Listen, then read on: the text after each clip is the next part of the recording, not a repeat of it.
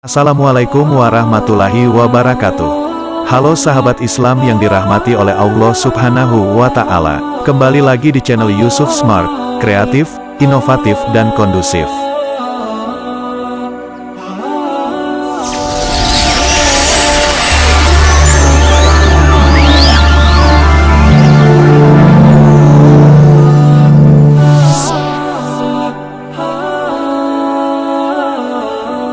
Di video kali ini, Yusuf Smart akan memberikan kisah teladan kepada sahabat YS tentang kisah Abu Nawas yang menyembuhkan sakit cintanya sang pangeran.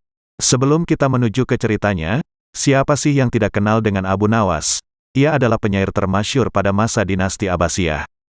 Beliau lahir dengan nama Abu Ali Al-Hasan bin Hani Al-Hakimi, lalu oleh orang Baghdad diberi julukan Abu Nawas yang artinya Bapak Ikal. Julukan itu disematkan lantaran rambut Abu Nawas panjang dan ikal.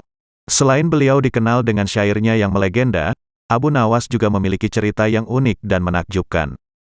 Dan salah satu dari kisah Abu Nawas yaitu ketika Abu Nawas bisa menyembuhkan sakit cintanya sang pangeran. Dikisahkan, ada seorang pangeran yang menjadi putra mahkota jatuh sakit. Sudah banyak tabib yang didatangkan untuk memeriksa dan mengobati, tapi tak seorang pun yang mampu menyembuhkannya. Akhirnya raja mengadakan sayembara. Sayembara tersebut boleh diikuti oleh rakyat dari semua lapisan, tidak terkecuali oleh para penduduk negeri tetangga. Sayembara yang menyediakan hadiah menggiurkan itu dalam waktu beberapa hari berhasil menyerap ratusan peserta, namun tak satu pun dari mereka berhasil mengobati penyakit sang pangeran. Akhirnya sebagai sahabat dekat, Abu Nawas menawarkan jasa untuk menolong putra mahkota. Baginda Raja Harun ar-Rasyid pun menerima usulan itu dengan penuh harap. Tetapi, Abu Nawas pun sadar bahwa dirinya bukan tabib atau dokter, maka dari itu ia tidak membawa peralatan apa-apa. Tabib yang ada di istana tercengang melihat Abu Nawas yang datang tanpa peralatan yang mungkin diperlukan. Mereka berpikir mungkinkah orang macam Abu Nawas ini bisa mengobati penyakit sang pangeran. Sedangkan para tabib terkenal dengan peralatan yang lengkap saja tidak sanggup, bahkan penyakitnya tidak terlacak. Beliau merasa bahwa seluruh perhatiannya tertuju padanya. Tetapi Abu Nawas tidak begitu mempedulikannya. Ia dipersilahkan memasuki kamar pangeran yang sedang terbaring. Dia menghampiri sang pangeran dan duduk di sisinya. Lalu Abu Nawas dan pangeran saling pandang. Beberapa saat kemudian setelah memeriksa keadaan sang pangeran, Abu Nawas malah meminta permintaan yang aneh. Ia berkata, "Saya membutuhkan seorang pria tua yang di masa mudanya sering mengembara ke pelosok negeri." Permintaannya pun dikabulkan oleh kerajaan. Orang tua yang diinginkan Abu Nawas pun didatangkan. Orang tua itu duduk di sebelah Abu Nawas untuk memenuhi permintaannya. Sebutkan satu persatu nama-nama desa di daerah selatan, perintah Abu Nawas kepada orang tua itu.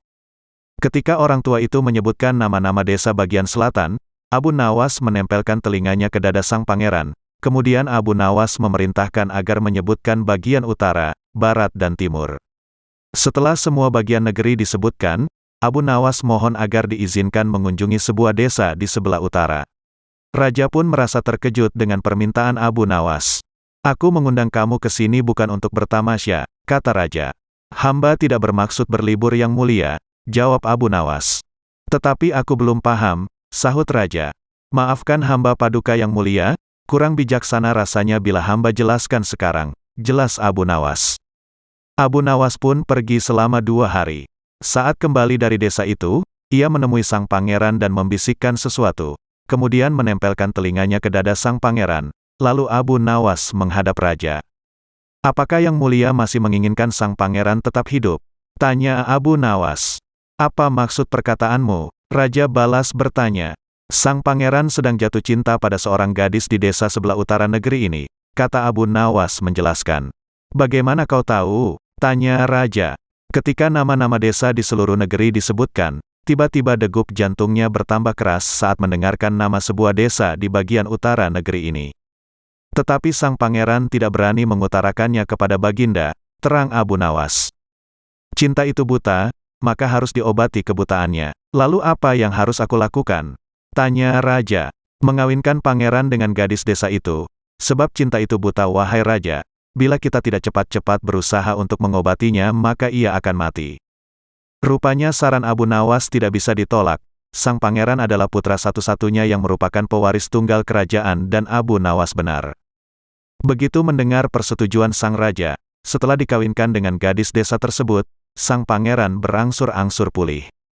Dan sebagai tanda terima kasih, raja memberi Abu Nawas sebuah cincin permata yang sangat indah. Wallahu alam bisawab. Jangan lupa di-subscribe, di-like, komen dan bunyikan notifikasinya biar sahabat YS tidak ketinggalan cerita-cerita yang menarik dari Yusuf Smart berikutnya. Terima kasih. Wassalamualaikum warahmatullahi wabarakatuh.